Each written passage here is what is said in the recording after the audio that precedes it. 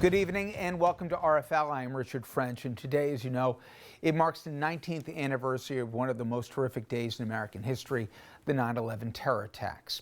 The commemorations, they're a bit scaled down this year, obviously to avoid crowds due to the pandemic. The names of all the victims, they were still read aloud at Ground Zero today, but they were on tape and they were also piped in.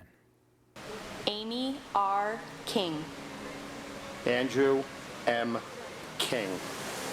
Eric Adam Stallman.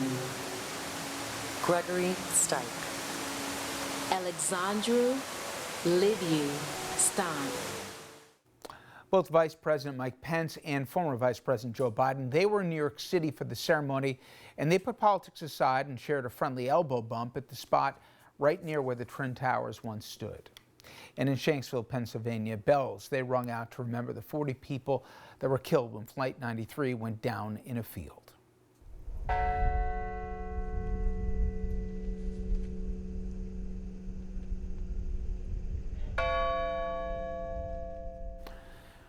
president was there. He said a few words. When terrorists raced to destroy the seat of our democracy, the 40 of Flight 93 did the most American of things. They took a vote, and then they acted. Together, they charged the cockpit. They confronted the pure evil, and in their last act on this earth, they saved our capital. In this Pennsylvania field, the 40 intrepid souls of Flight 93 died as true heroes. Later in the day, Joe Biden visited Shanksville as well. He laid down a wreath at the memorial. At the Pentagon today, the ceremony was also different than prior years. No family members were in attendance. The day, it started with a huge American flag unfurled at sunrise. A bit later, Defense Secretary Mark Esper and the Chairman of the Joint Chiefs Staff, Mark Miley, they spoke about those who sacrificed that very day. We came together as a nation in the chaos and fog of the attacks.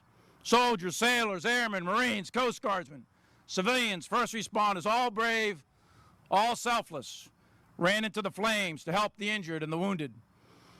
Intrepid Americans determined to save their colleagues rolled in pools of standing water to protect themselves from the intense fire and heat as they repeatedly rushed back into the burning rubble and smoldering ruins.